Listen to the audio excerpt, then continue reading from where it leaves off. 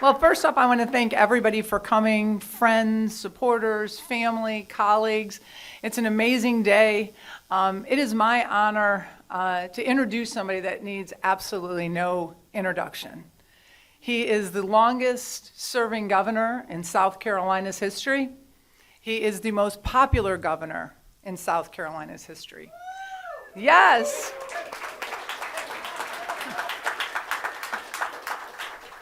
He is our 117th governor, and my dear friend, and somebody I'm proud to call my mentor, Governor Henry McMaster.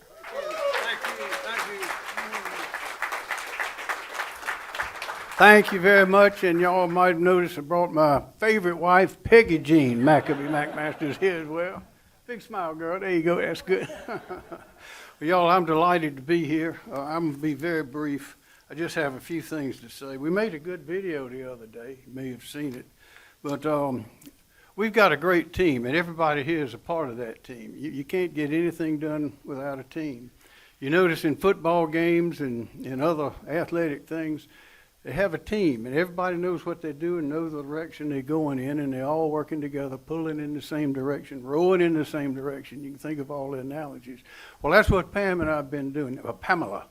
Be very official, Pamela. You know, Jimmy Carter got into a scrape whether he could put Jimmy Carter on there or James Earl Carter. Y'all remember that? There was laws, had a lawsuit over it. Well, this is Pam or Pamela, and she just called her your next governor. It'd be a lot easier. Right? But we've done a lot of things, and years ago when I realized now, I was the first one to pick the lieutenant governor, pick my running mate, and I wanted somebody who had a business background, who knew some people, who was a Trump supporter, of course, and was willing to get to work and do the things necessary to make this state even greater. My goal has been and still is and always will be to make this the best place in the whole world to live, work, and raise a family. This is a great state, and you've heard me preach that, the history, no other place like this on this earth. And people all over the world are finding that out, and that's why we are booming. That's why businesses all over the world want to come here. Why? They want to be in this environment. You can look out the window. There's nothing like the natural environment that we have. We have to protect it.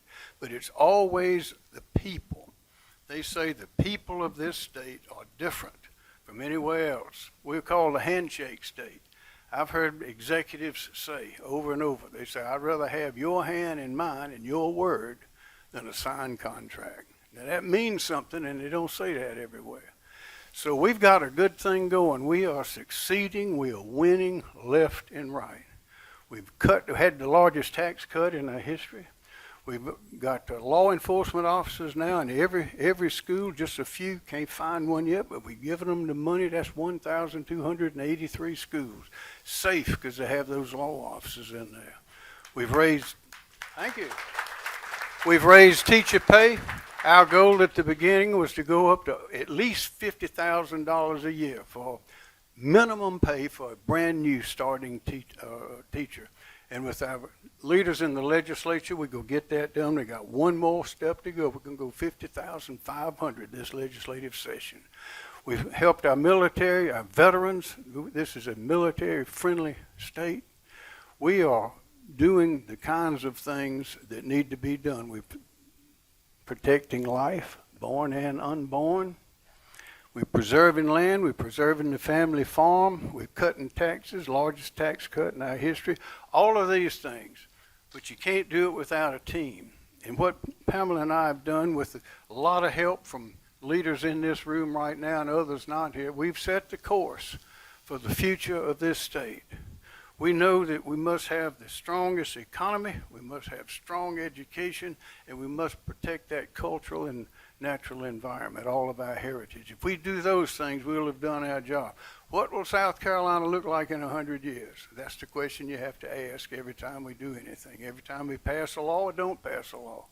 And with a leader like Pam, she has learned about government. She has been my eyes and ears. She has given me advice. She has carried our message. She has taught the talk. She's walked the walk, talked the talk. She's done the things necessary.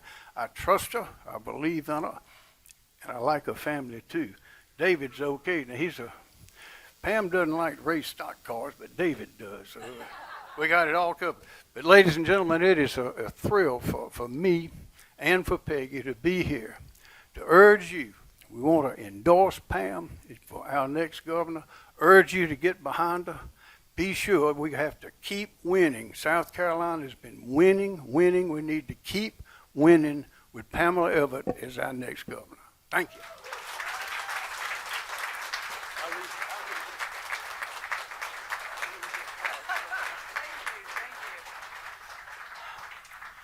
Wow. It's hard not to get teary-eyed with that kind of endorsement. And, it seems just like yesterday that the governor and I were standing in a podium in Greenville, and he was announcing me as his lieutenant governor. And it has been an amazing, 8 years. I look back, we have been the conservative powerhouse of the nation, taking what is just smart ideas, common sense ideas, as the governor outlined. Largest tax cuts in our state's history, increasing pay for our law enforcement, which we all know is why so many people are moving to South Carolina, making sure that we raised teacher pay and kept our people safe. And if you like what you saw in this first chapter, you're going to love what you see in the next chapter.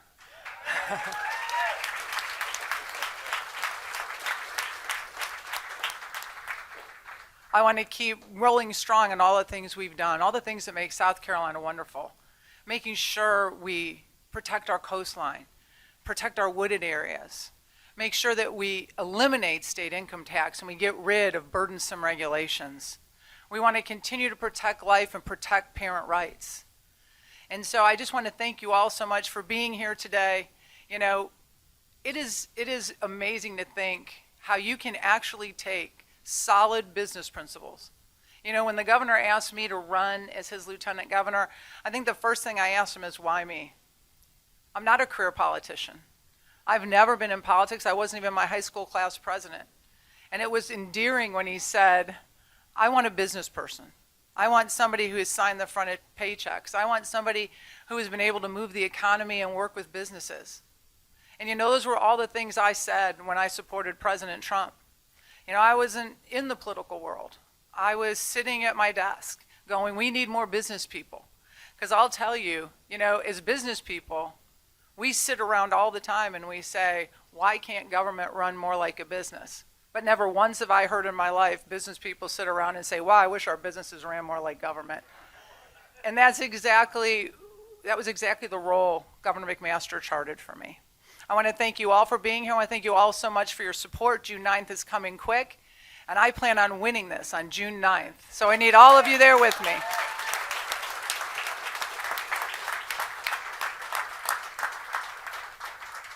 Thank you all so much, and Governor, thank you so much. Thank you for being my mentor. Thank you for being my friend, and thank you for having the confidence in me to work alongside of you for 8 years. I won't let you down. I'll continue to make you proud.